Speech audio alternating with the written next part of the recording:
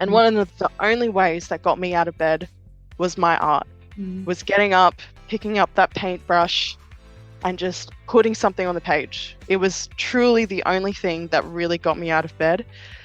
And that was really, I think it saved me in a lot of ways. Welcome back to Fearless Narrative, a show that's all about the incredible stories of women who are changing the game, breaking the rules, and pushing through the boundaries to face their fears head on because they are fearless entrepreneurs and creatives, and we love to see it. I am your host, Courtlyn Jones, and on our show, we go into a deep dive into captivating storytelling and engaging conversations with these incredible women as they share how they are pursuing their passions and shattering glass ceilings along the way. We love that so much. It's so inspiring and so empowering to share these stories with you. And hopefully it will empower you to embrace your own fearless path. Our show is all about feeling the fear and doing it anyway, as well as women supporting women. We love that. We need more of that always. So before we get started, don't forget to hit the button to subscribe to our show.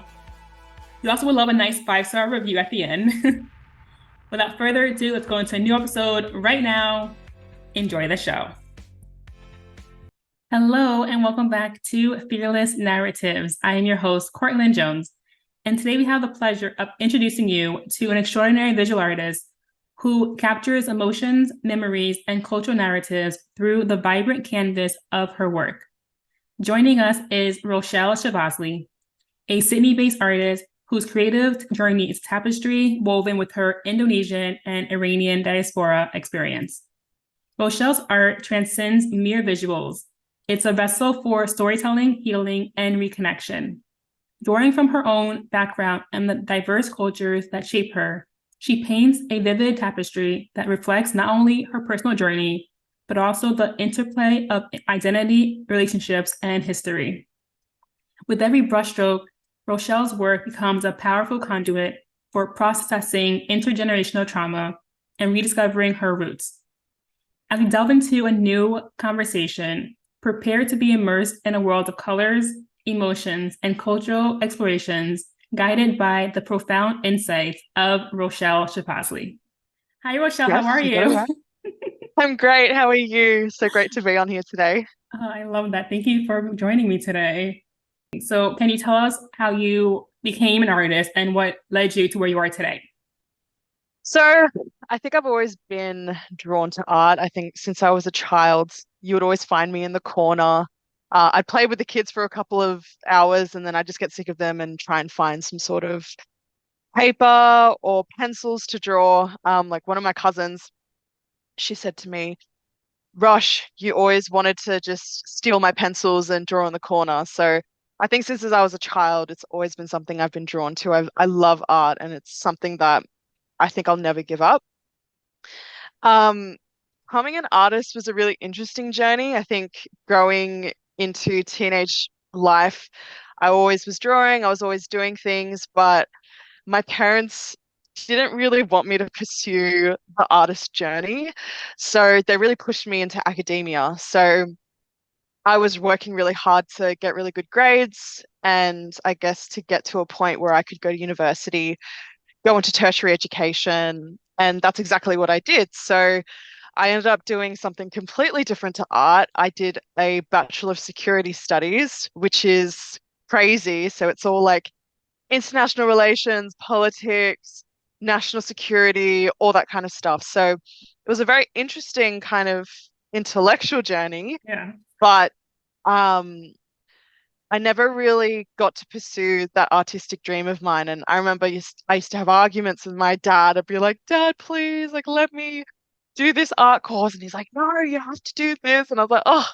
So there was always this like tension. And I think that kind of draws from his kind of, fear of wanting me to, do the best and be in a really safe position economically. Mm-hmm.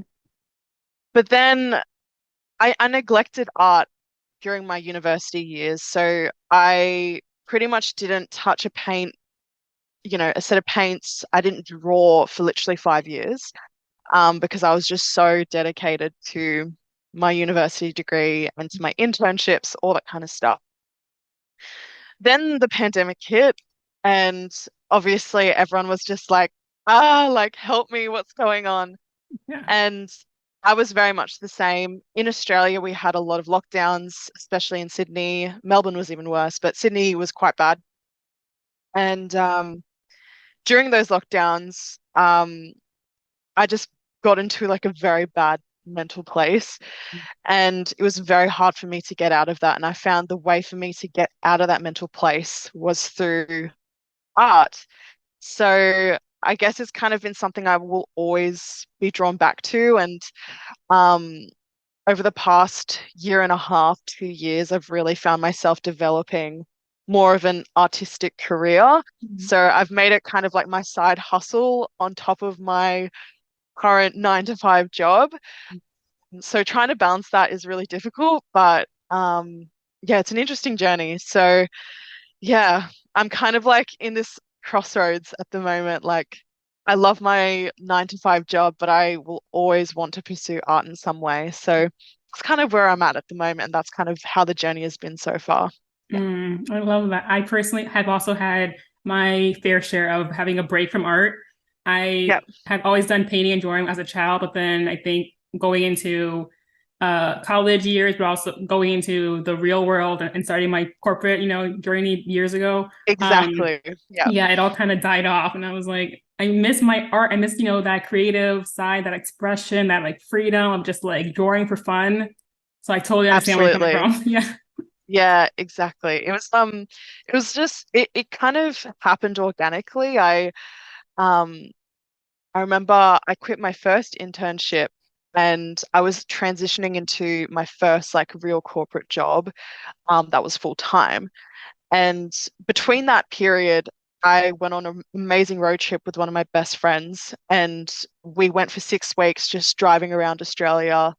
And it was honestly the best time of my life. And I was so inspired by that time. I just really wanted to capture that artistically. I was like, there's so many beautiful places in Australia. Like, I just want to paint it. So that's kind of like the catalyst. That's kind of what started me pursuing like the SHAH closet and that kind of brand for myself. But um, yeah.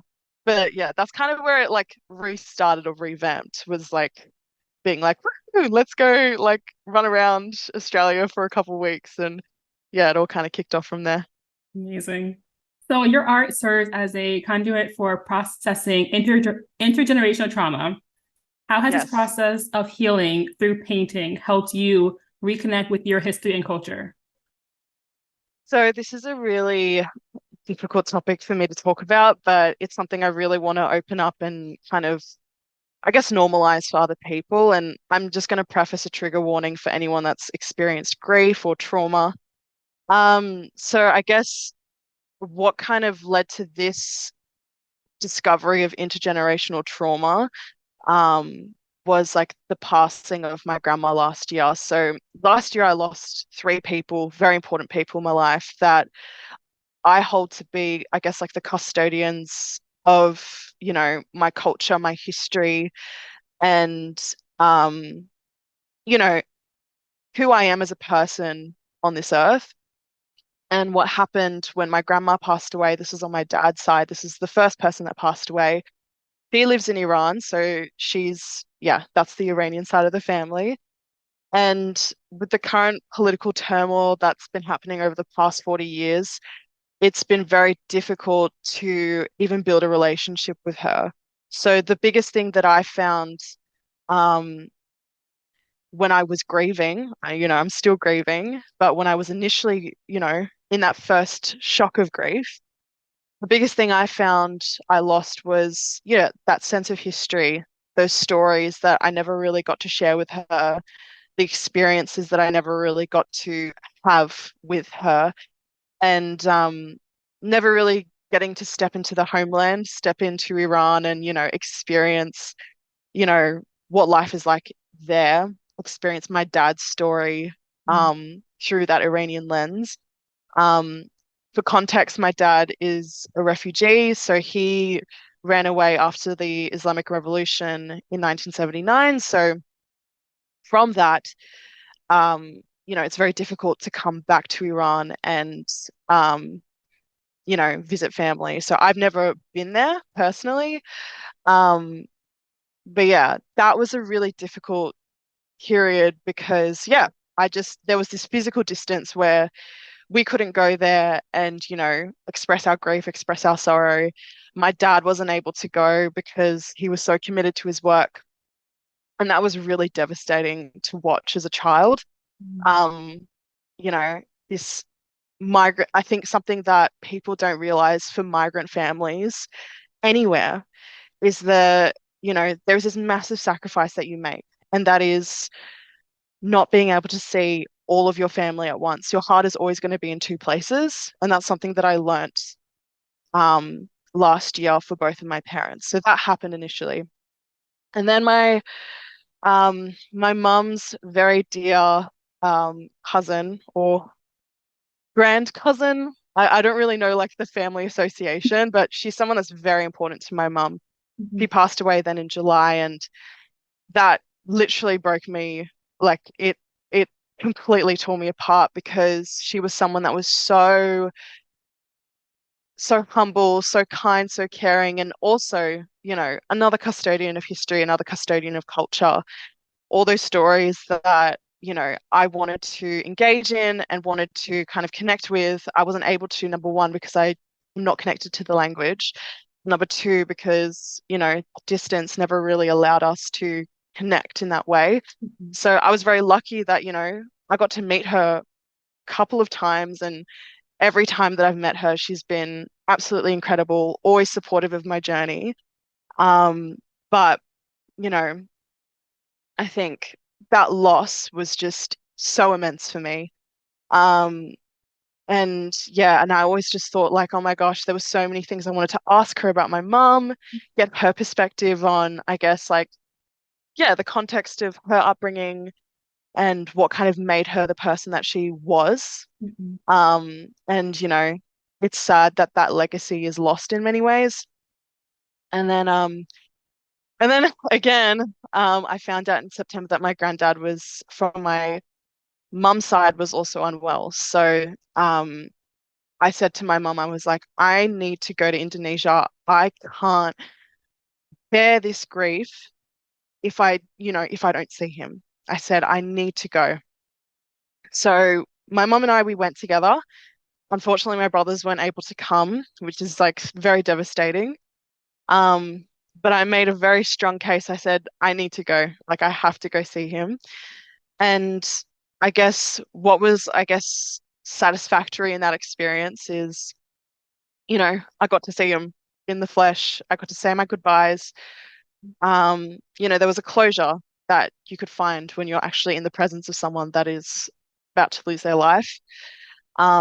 Whereas I didn't have that with Mama Nengsi or with my Maman Bozok. I didn't have that. So um, processing that grief was really hard. I became very depressed. I was, pretty much bedridden for months. Like I would only get up to eat and to go to the bathroom. That was it. Like I was working from my bed. It was very bad, not a good situation. And, I think so many people experience this. And I think a lot of people experienced this during COVID. And one of the only ways that got me out of bed was my art, Mhm. was getting up, picking up that paintbrush, and just putting something on the page. It was truly the only thing that really got me out of bed.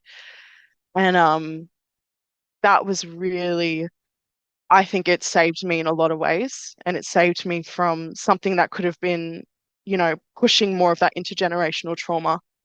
Um, and that, I guess, grief. Um, So, yeah, there's one of my reels, if you see on Instagram, it's about processing your grief through art. And one of the things I was painting was one of the last dinners that my auntie got to have with my Mhm. grandma before she passed away. And that was really important to me to paint because, it was a meal that I wanted to share with her. It was a meal that I wish my dad could have shared with his family, overseas. Um, there's other paintings that I've done in the background that I guess I haven't really shared yet, but it is there to also process that grief. Um, so that's number one. That's a very long answer. No, it was great. Um, yeah, but I think in terms of like how to like celebrate and I guess to understand my culture more, because I never had that language to kind of connect with any of those sides of my family. I can't speak Farsi. I can't speak Bahasa Indonesia. I can understand it very limited in a very limited way, but to really have it conversationally and to share stories, it's just not there.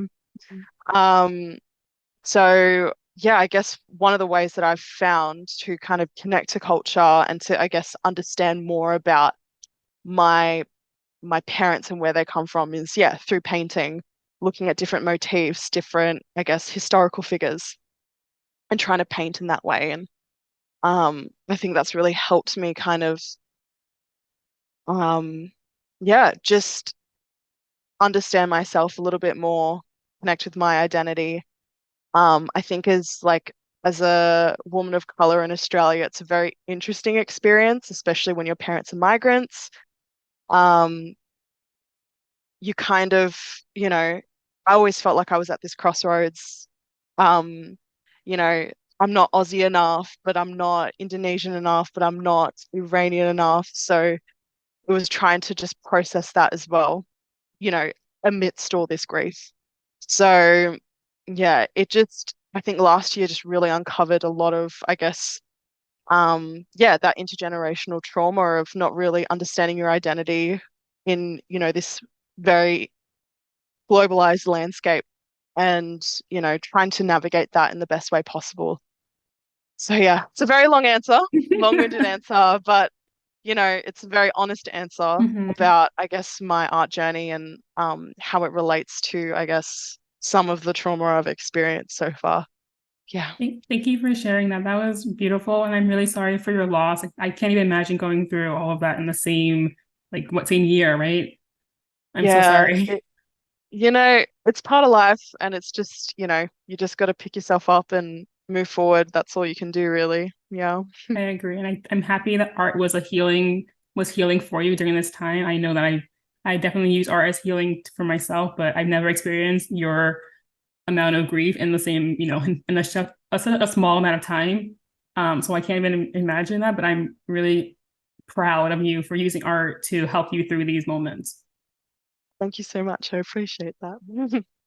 So your art captures the essence of nostalgia and moments that are, I think, important to, I'm guessing, you. So how do you balance the personal with the universal, allowing viewers to connect with the emotions you portray?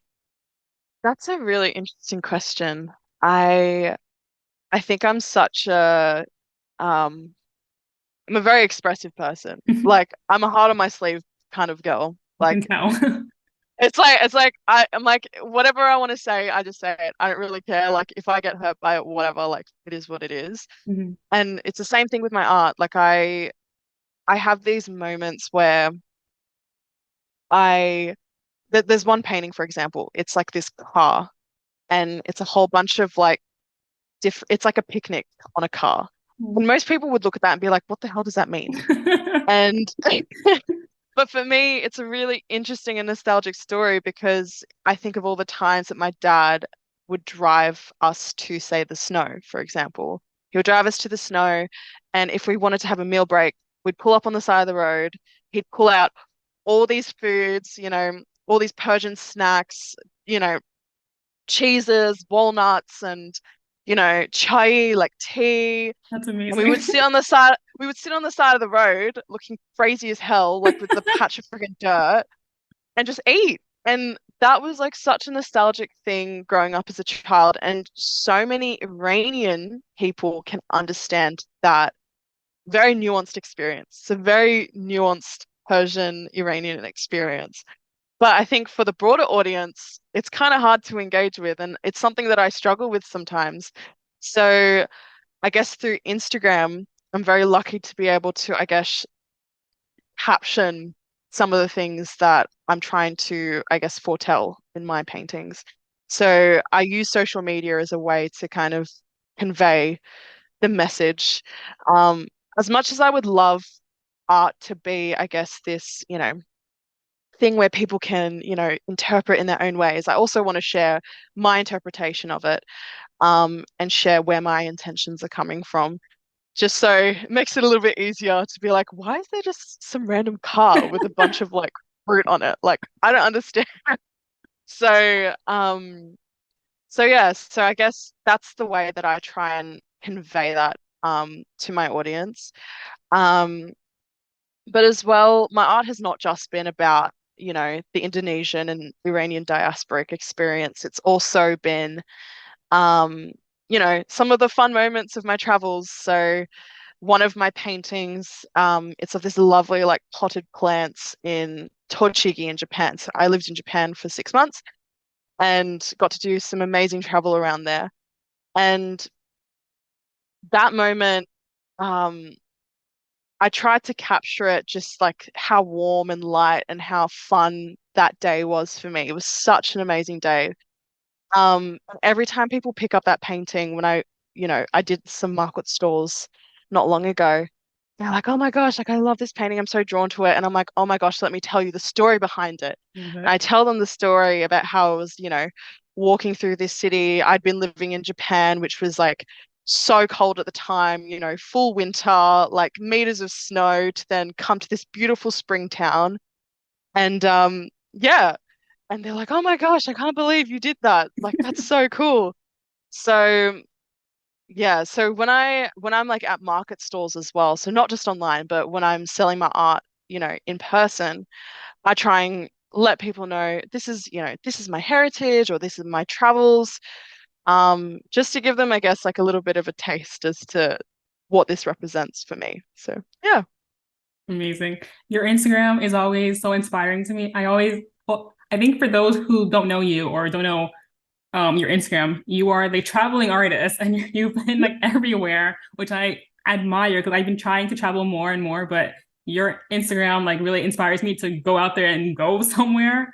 And I'm Oh my curious gosh, I'm so glad. and I'm curious to know like how many or where have you gone to so far? Where have you lived and where have you traveled to?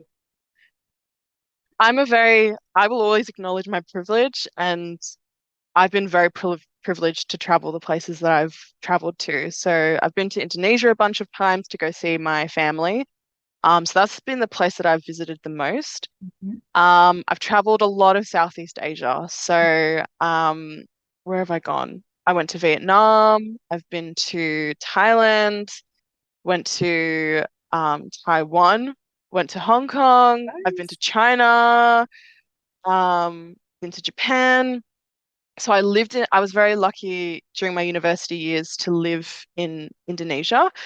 And that was an amazing experience, like truly one of the best times of my life. Because it was the first time living out of home and it was the first time living overseas. And I was like, oh my gosh, this is crazy. So I just felt like this like innate sense of like independence, like, yes, like I'm ready to go out, conquer the world. Yeah. And that was all before COVID, by the way. So I was just Yeah. like, "Woo, like, let's go."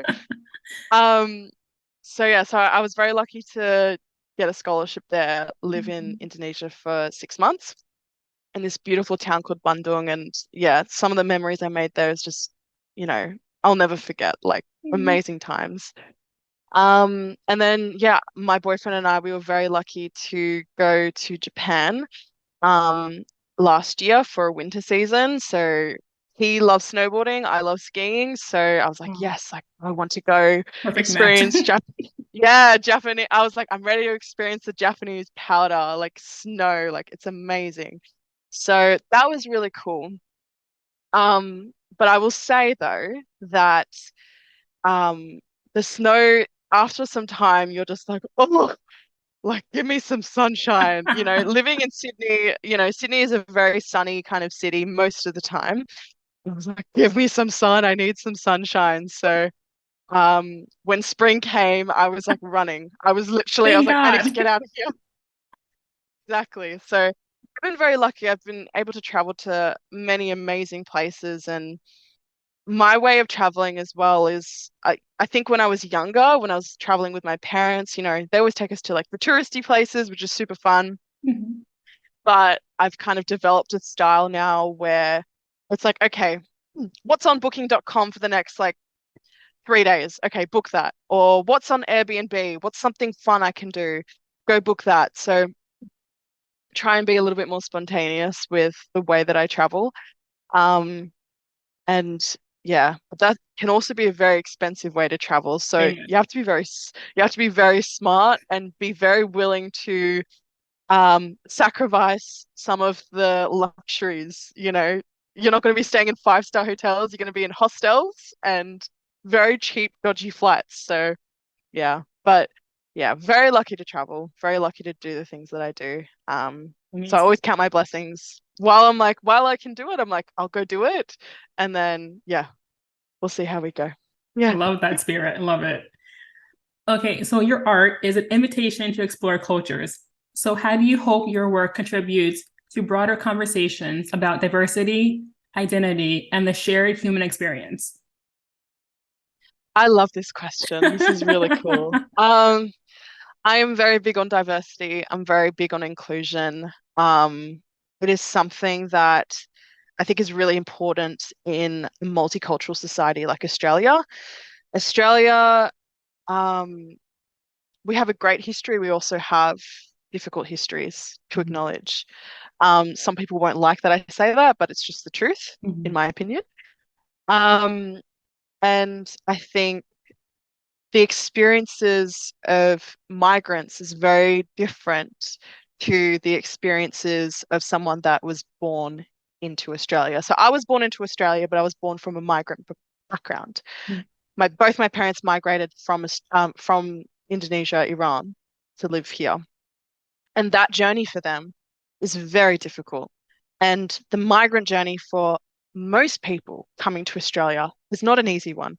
You have to work so hard to buy a house. You have to work so hard to get a job, to get a visa. It is not easy to live in Australia if you're coming into Australia, Mhm. unless you've got like, plethora of money.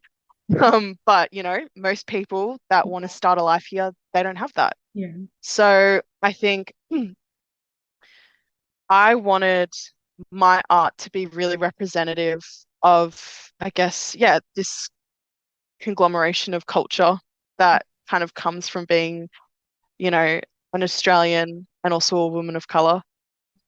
There was one painting that I did last year where I really wanted to portray, a princess version of myself because I'd Mhm. never seen someone that looked like myself in the media. So I pretty much took some of the iconography of like Indonesian kind of princess and then also like Iranian type of princess vibes.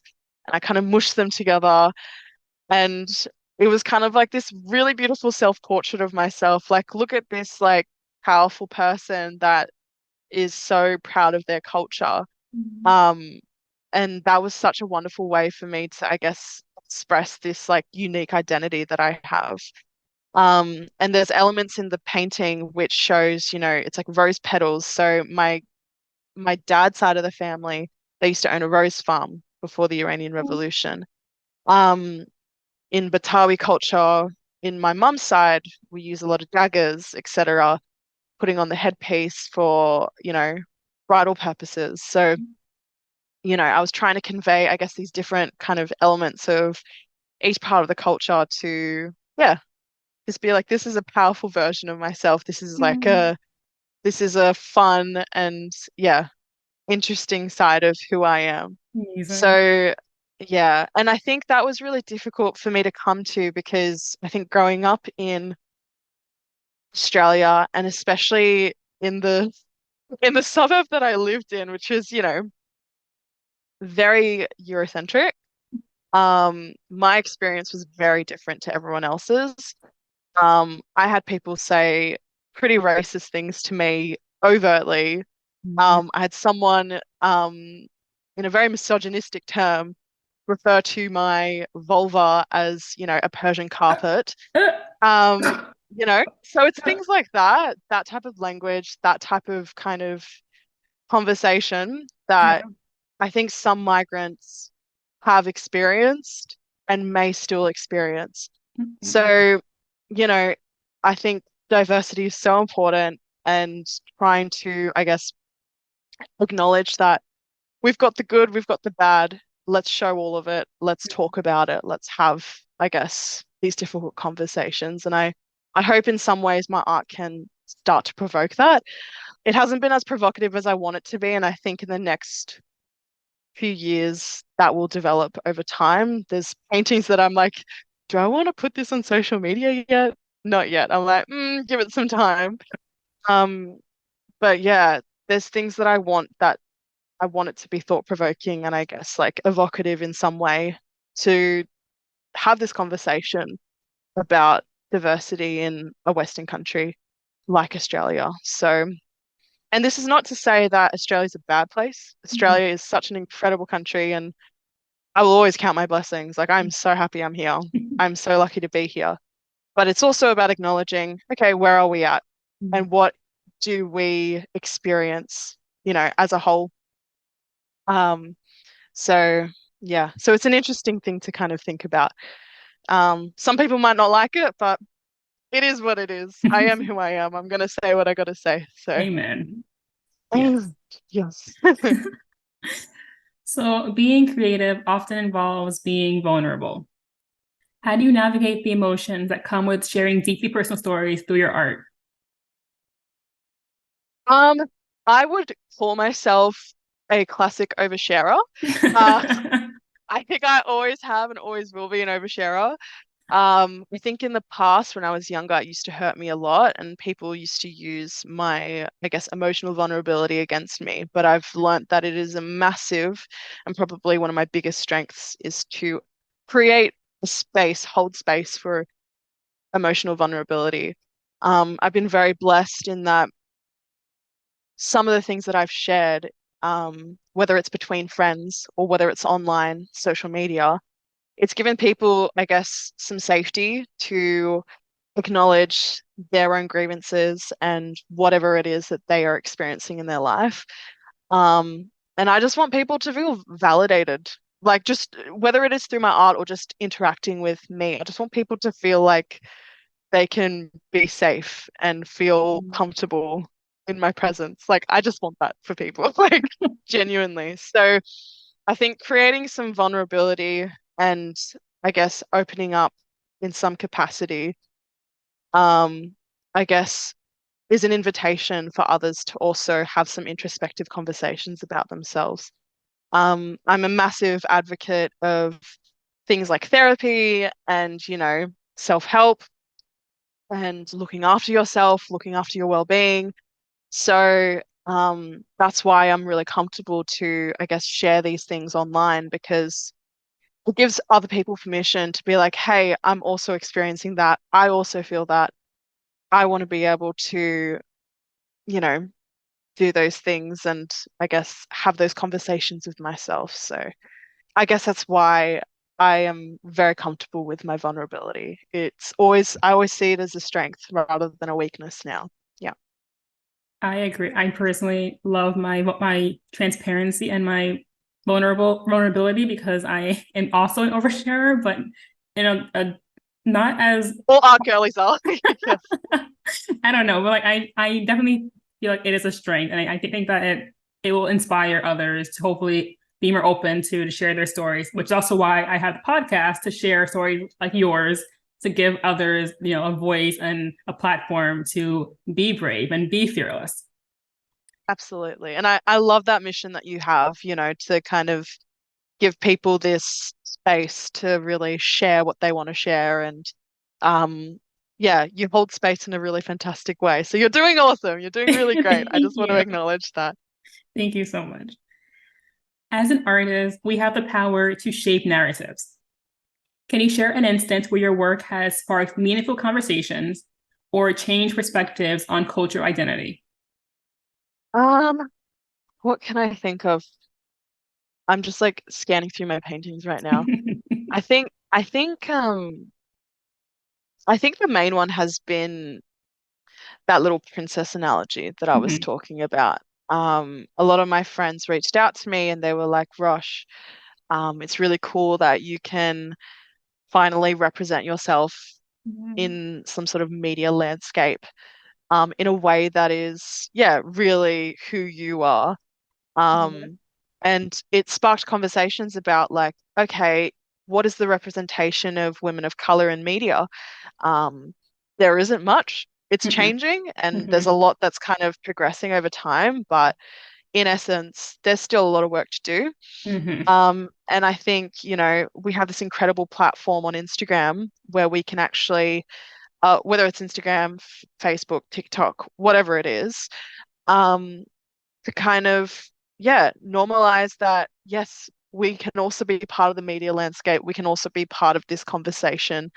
Um, we exist and we're Yeah. loud and proud. Amen. Um, so yeah, and I think um yeah, those types of pieces kind of yeah, I guess help to start normalizing um these conversations a little bit more. I think as well with some of the artwork that I do around my Iranian heritage, I haven't done much on Indonesia. I haven't shared much online, but on my Iranian heritage, um yeah, it's a similar conversation. People are like, oh, like I didn't realize that you were going through this grief and that you weren't able to see your grandma. And, it's things like that. Or, the importance of having chai tea together with your family.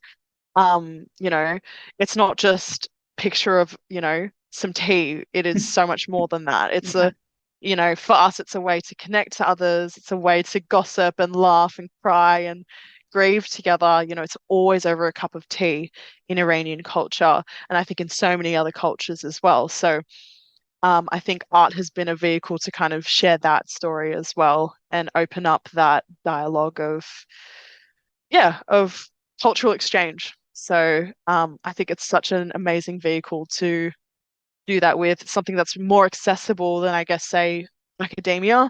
Mhm. Sometimes academia can be really hard for people to access. Um, and, a lot of the fluff can get lost, but I think art speaks for itself and it says, the story as it is. So yeah, that's what I love about, I guess, art and cultural exchange. Yeah. Great answer. Okay, so bonus question. When Okay. was the last time that you felt fearless? A time when you were afraid, but you did it anyway? Oh my gosh. So this was actually not long ago. So it was about 2 weeks ago. I ran my first art market stall in Sydney. So I've done market stalls before, but like for like secondhand clothes and stuff. But when it's your own artwork, you're like, oh my The gosh, like pressure. people are seeing me, like I don't know what to do. Oh my goodness. So I was so nervous, so anxious like the night before. My boyfriend's like, Rosh, you need to calm down. I'm like, oh, like, just so scared. So but yeah, I think when I was there and I was surrounded by so many other artists. This was through Project Market Space. They pretty much have a market stall for emerging artists in Sydney. Um, and seeing all these other developing artists, how ambitious they are, how much they love just kind of showing up for people. Um, it is like truly such a safe space to kind of express yourself. And it was just it was such a good day, like genuinely such a good day. It was so good meeting people, being like, oh my gosh, I follow your artwork. And I'm like, oh my gosh, like you're here? Like, thank you for coming. And, having these great conversations and, sharing my story and sharing my culture, that cultural exchange. I loved it. Like it was genuinely such a good day. Um, and there was fear at the beginning, but then as the day progressed and as I kind of got into the rhythm of things, I was like, damn, like, I know what I'm doing. I'm Yeah, fine. Like, there's nothing to you worry got about here. this. Yeah. And I think building on that, it's just kind of given me some confidence to just keep pursuing this and keep kind of backing myself as an emerging artist in Sydney. So yeah, it's very exciting. But yeah, that's my answer. I love that answer. Thank you. Thank you. Now, looking ahead, what aspirations do you hold for your art's impact on fostering cultural understanding and healing? And how do you envision your work continuing to shape narratives in the art world? Oh, I'm a very ambitious person. I think I always will be. And I think the first thing that I really want my art, or like where I want my art to go is I guess like reaching obviously a bigger audience. It'd be great to be featured in a gallery. If I can, cool. If I can't, you know, we keep moving on. We keep doing Yeah. what we got to do. But I think the biggest thing that I want is number one for like Iranians, Indonesians to, I guess, find some sort of like cultural kind of mutual understanding. I would love that. Number two is to, I guess, educate and bring awareness to, I guess, the diaspora experience in Australia. And then number three, just, just to kind of bring light to the human experience, the things that we love, that we hate, the things that are provocative, uncomfortable. I want to explore all of that. And there's so many ideas that I have. It's just the time that I don't have. I'm like, I want more time. Give I me feel more that. time. So that's genuinely the hardest part is like creating time. Yeah. And I hope one day that I have the capacity to become a full-time artist, but we work with what we've got, Mhm. we've got to pay the bills somehow. So, Facts. I'll keep exactly. And it's just like I'll keep juggling this and Yeah. just see where it takes me. If it goes somewhere amazing, great. If it doesn't, I'm happy to have had this journey either way. So, yeah. I'm excited for the future. There's lots to look Ah, forward to. I'm excited for you. Thank you. Okay, we're almost done here. So, is there any advice for our audience for those who are either an artist or those who are trying to be an artist one day or to push through and be more bold with their work? Is there any advice for you to offer to them today? Oh my gosh. Just do it. Like literally, you can't you will never get to the place that you want to go if you're just sitting there and thinking about it. You just got to do it. I'm a massive procrastinator. I am Same. so bad with like getting anything done. I'm the person that has like 20 different projects that are like incomplete. Like, so I get it. All you have to do is just like start. Just do the first step, do the baby step, pick up the paintbrush, or just go buy the supplies first. Don't buy too much. Like, just start off with the bare minimum and just see what you can create. Or even just look around and see like what do you have, what tools do you have that you can create with? You can create anything out of whatever you have, whatever if it's like old clothes or it's like a sketchbook marker, whatever it is, make use of what you've got. And, I think sometimes like the small limitations that you have will also like expand your creativity as well. So play with that, have fun, and yeah, just start it. That's the most important thing. Just do it. Solid Yeah. advice. And lastly, how can our audience find you? Ah, please find me on Instagram. So I'm at the SHAH Closet. So the SHAH closet. Um, for context, Shah means king in Persian in the Farsi language. Um, so Shahfazli, my surname, it means kings of generosity, so that's where the name came from.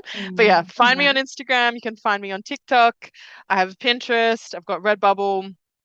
You can literally find me anywhere through the Shah Closet handle. Yeah. Thank you for joining me today, Rochelle. You have been a delight, and this has been a really fun conversation. I'm happy to have you on the show. Oh my gosh, I've had so much fun talking to you this morning, and thank you for creating this space to um, let emerging artists speak and do their thing. Thank you so much. My pleasure. Thank you. Bye. Awesome. Alrighty, see ya. And that is a wrap. Fearless Narratives airs every Monday, Wednesdays, and Friday. Thank you for joining us today. You have been an amazing audience, and we really love your support. So we also would love for you to give us a nice 5-star review. And until next time, stay fearless.